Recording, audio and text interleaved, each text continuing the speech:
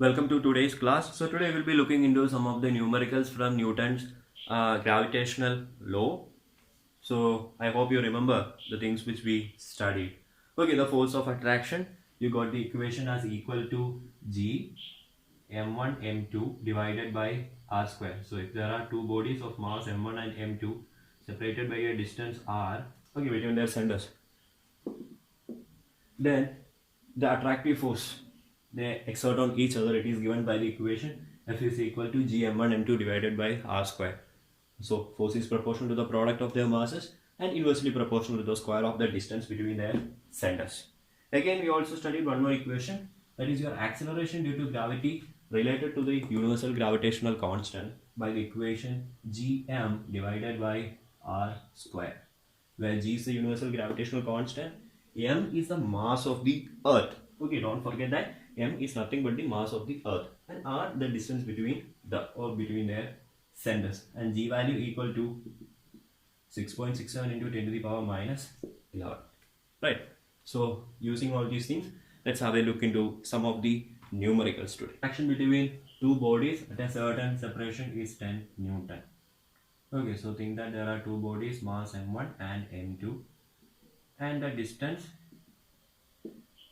between them is given to be, okay, distance is not given, the force is given to be 10 Newton. So there exists a force of 10 Newton between them. So let's take that distance as r. So now they are asking what will be the force of attraction if separation is reduced to half.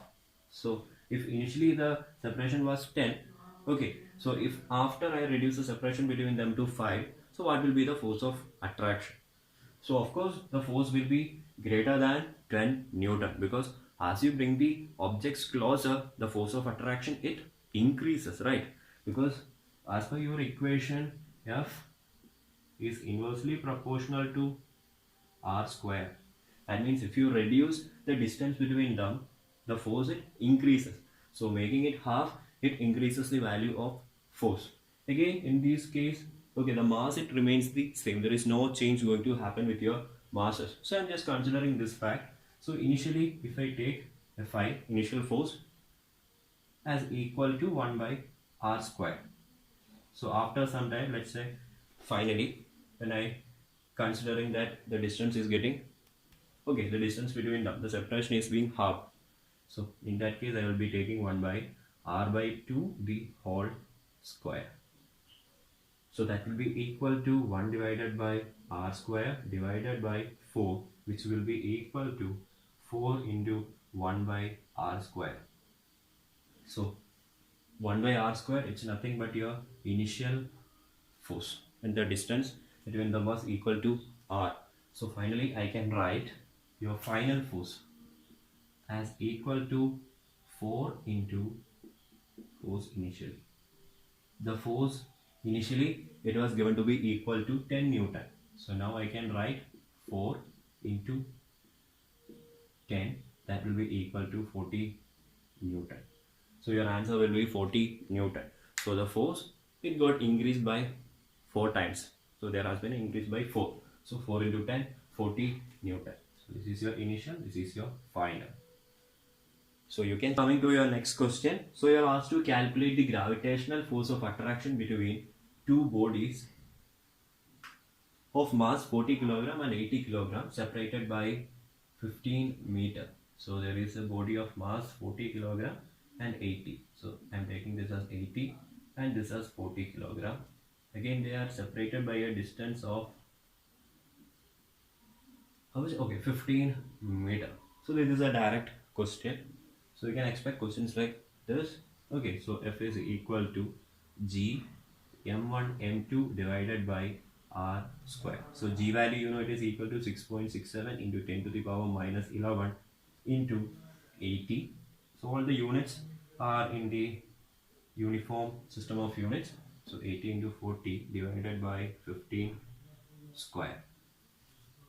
So simplify this and finally write the answer. So you will get the answer as equal to, so you will get the answer as equal to around 5 into 10 to the power minus 10 Newton. So that will be your answer finally. So your next question, okay, the mass of the earth is given 6 into 10 to the power 24 kilogram, and again the radius of the earth, it is given to be 6.4 into 10 to the power 6 meter. Again you are asked to find the value of acceleration due to gravity when an object, okay, it is placed at a height of 2000 kilometer above the earth's surface. So you know that, okay, that is your earth. So this is your earth. So from the center of the earth, okay, it is said that 2000 kilometer above the earth's surface. So this is that another object, right? So you are asked to find the value of g.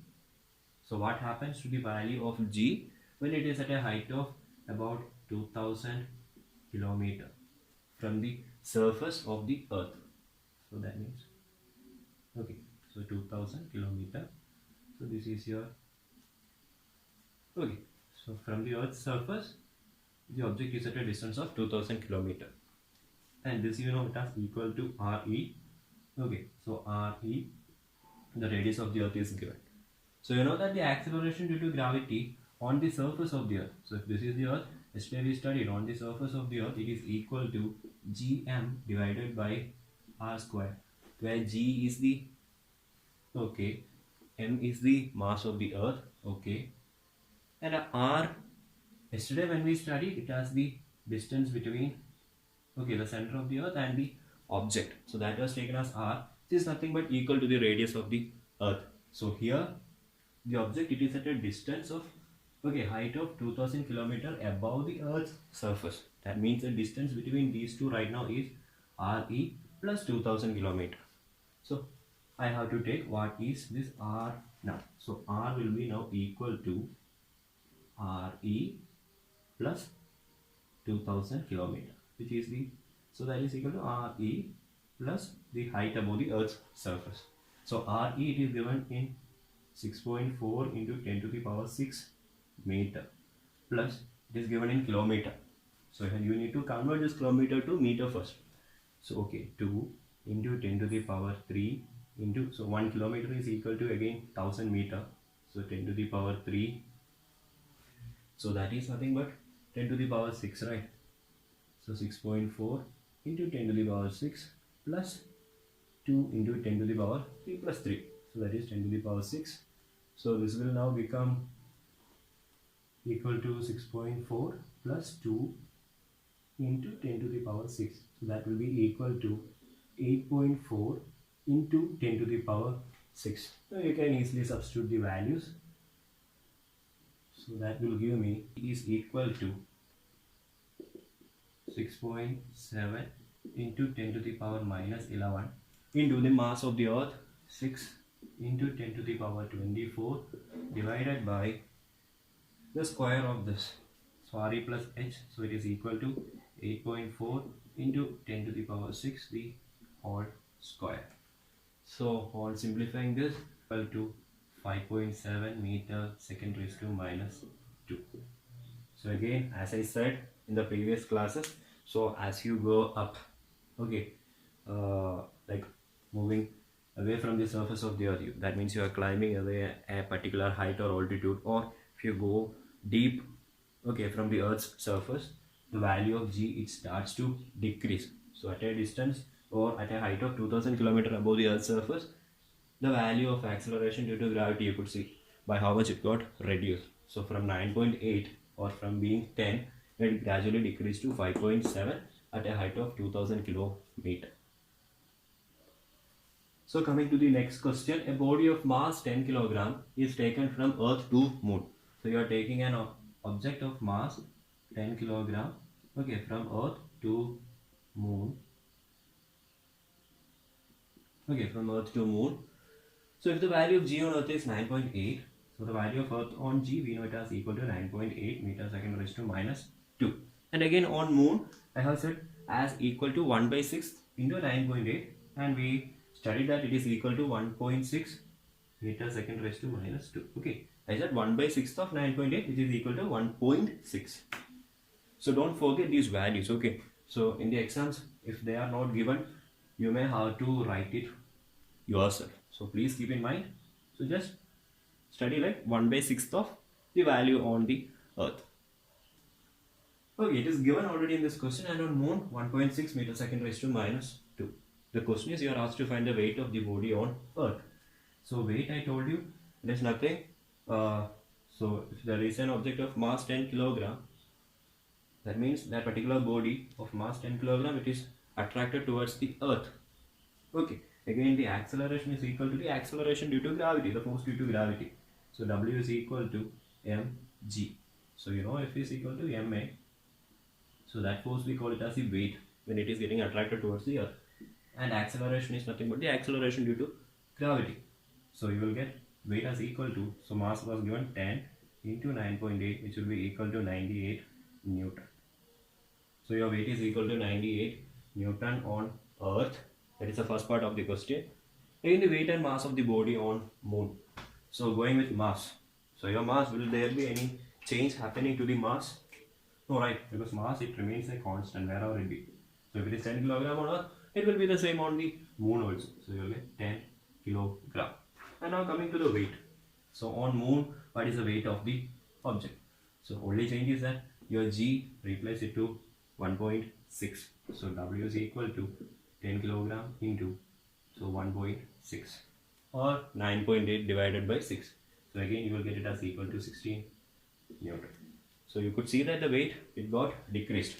So on earth it was 98 Newton, the same weight it reduced to 16 Newton on moon, but the mass it remained the same on both the earth and the moon. So a very important type of question. So a ball is thrown vertically upwards from the top of a building of height 24.5 meter. So it is thrown with an initial velocity 19.6 meter per second. Again, it is given acceleration due to gravity as 9.8. So you are asked to calculate the height to which it will rise before returning to the ground. Again, the second part, velocity with which it strikes the ground, and again the third part, total time of the journey. So, okay, so the ball is thrown vertically upwards. So think that this is your building. Okay. So your building, it is having a height of 24.5 meter. So the height of this building 24.5 meter from the top of a building of height. Okay. So a ball is thrown upwards. Okay, vertically it is said that it is thrown vertically upwards. So when a ball is thrown, okay, initial velocity will be there and it is given to be equal to 19.6 meter second raised to minus 1. So these are the given values, and again g 9.8 meter per second square. So your first question, height to which it will rise before returning to the ground. So as I said, so if you throw a stone, so it will travel a particular distance. So let's imagine the stone was thrown, it is traveling this many distance or height, and it stopped because the body is under the influence of frictional force. Okay, so when the stone is moving up, okay, the air, it tries to resist its motion in air. So that is one reason why it will get a like as you study, it will get decelerated. Okay, and again as it goes up, there is the impact of the acceleration due to gravity. That particular force you studied, there is a force of attraction of earth, okay, which tries to get back the object towards it. That means it is having a tendency to, okay, so likewise, so again it is said that, okay, it is returning to the ground. So let's imagine that it was thrown from,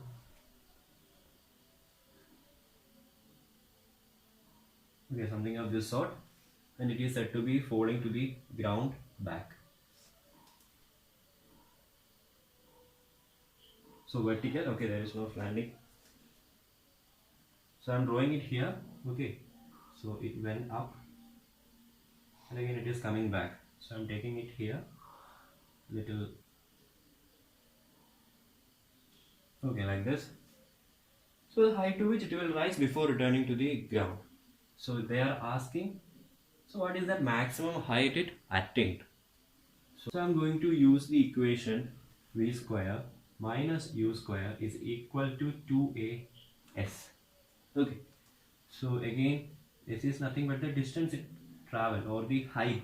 So I can rewrite this as minus 2gh. You know why I have got a minus 2gh here? Because acceleration due to gravity is negative.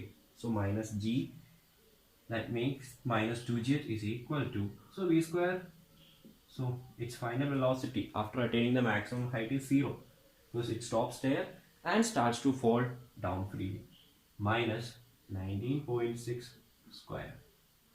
So your negative and negative, okay, will get nullified.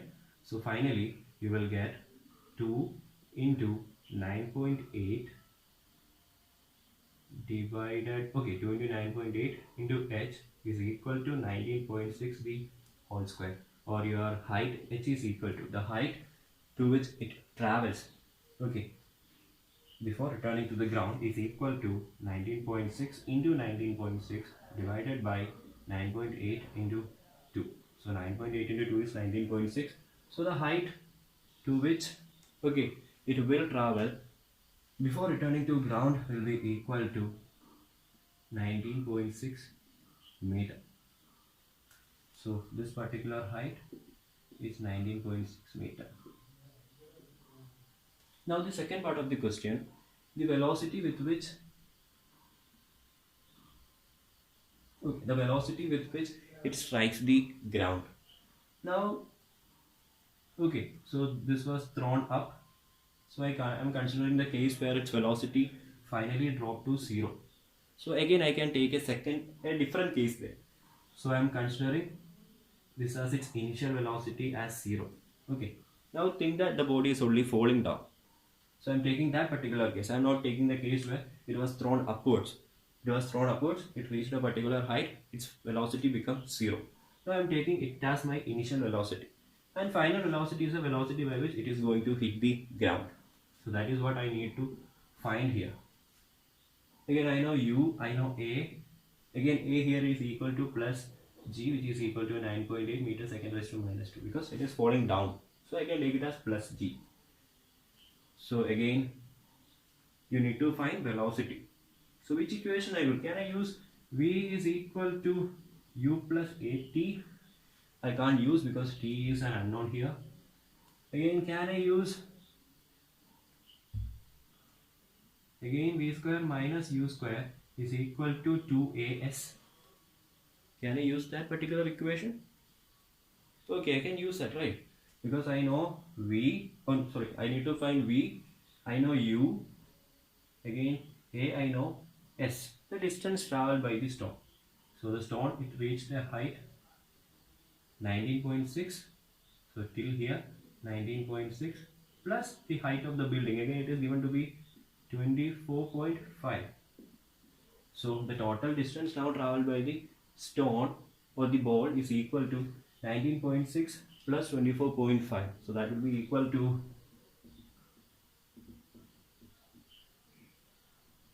44.1. Okay, so I can write v square as equal to, or v is equal to under root 2 gh. So total height, right? So that will be equal to under root 2 into 9.8 into, so 44.1. So you will get the, okay, 29.4 meter second raised to minus 1. So that will be your answer of the second part. So 29.4 meter second raised to minus 1. In coming to the third part of the question, you are asked to find the total time of journey, right? So total time of journey, that means, so the journey involved two parts. So initially moving from the top of this building to a height of 19.6. So let me take the time there. Okay, the time taken by ball as t1, and again from that maximum height of 19.6 above the building till it comes to the ground. So again for that, let me take that, it takes a time t2. So your total time will be equal to t1 plus t2.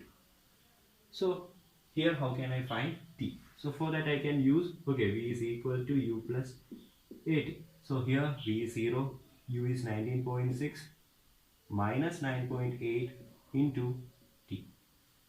So I will get 19.6 is equal to 9.8 into t, or 9.8. Okay, so t1 is equal to 2 seconds.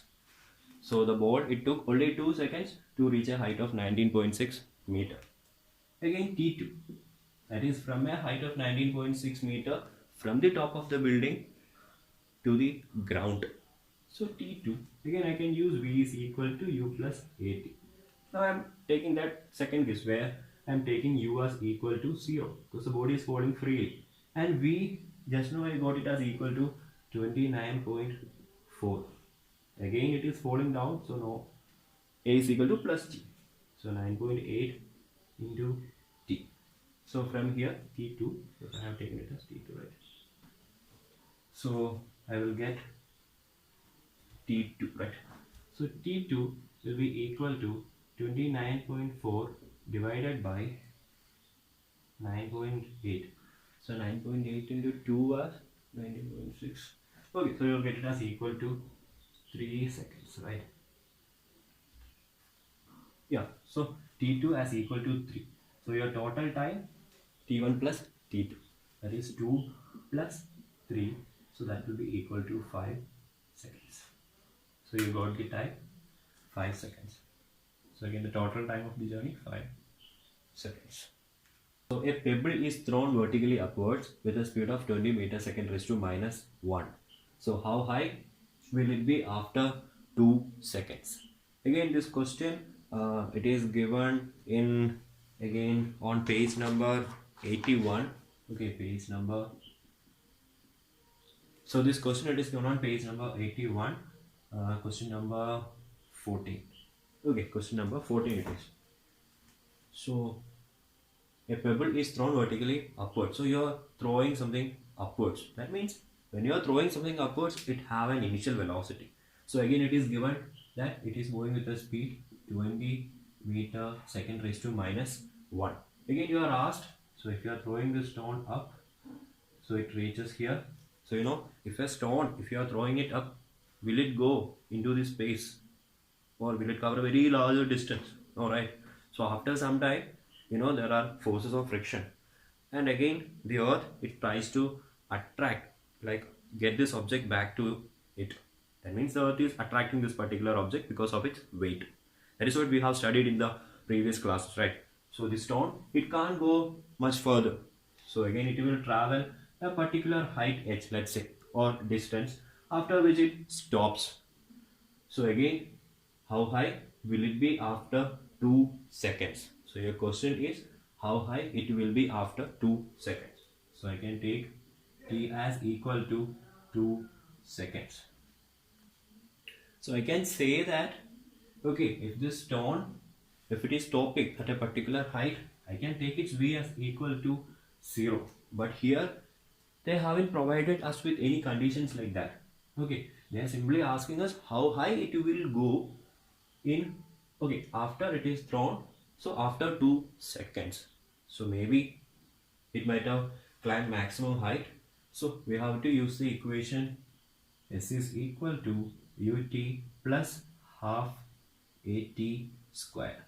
So this is your one among the equation of, okay, motion which you have studied.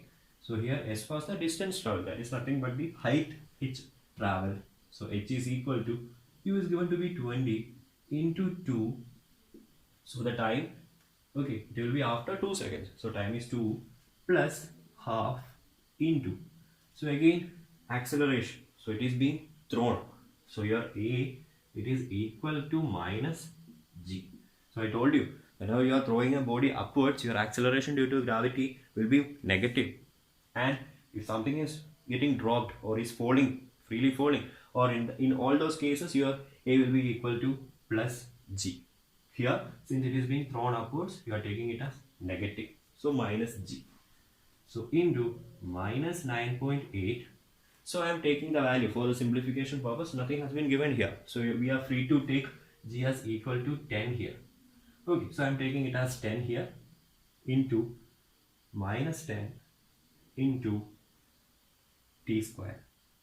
Again t, it is equal to 2, so 2 square. So you will get h as equal to 40 plus, so 40 minus, so this minus negative, right? 40 minus, so half into 40. So that will give you 20 here. So 40 minus 20, you will get the answer 20 meter.